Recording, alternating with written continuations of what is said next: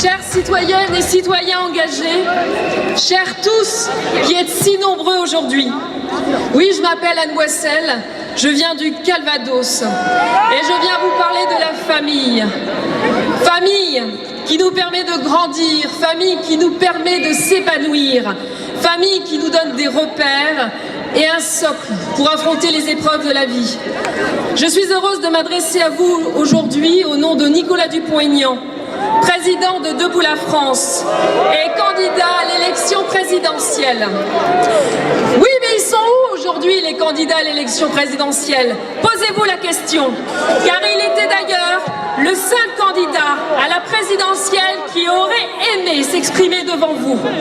Malheureusement, face au refus des autres sans doute gênés de venir vous parler, et ça se comprend, car ils changent souvent de position. Vos organisateurs ont ainsi préféré qu'aucun candidat à l'élection présidentielle ne s'exprime.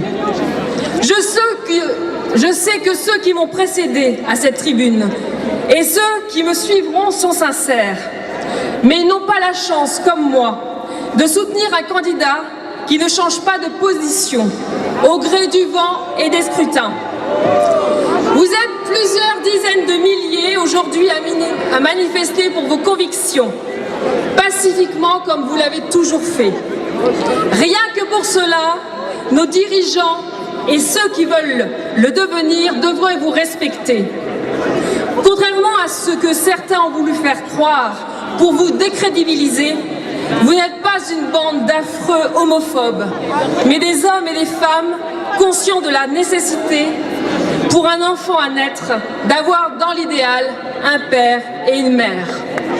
Dans notre parti Debout la France, dont je suis la vice-présidente, nous ne changeons pas d'avis en fonction de nos auditoires.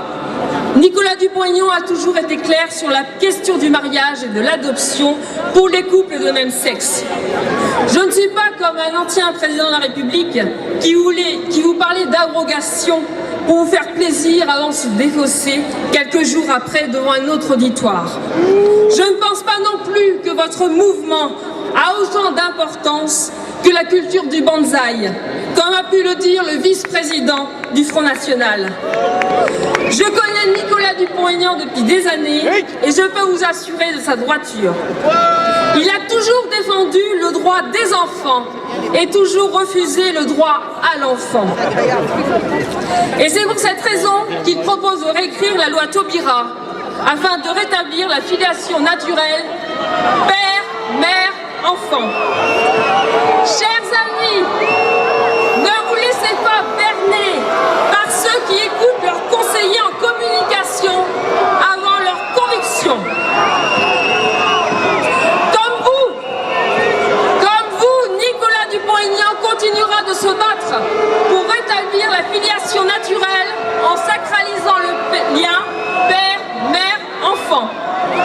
Comme vous, il refusera jusqu'au bout la PMA pour les couples de même sexe.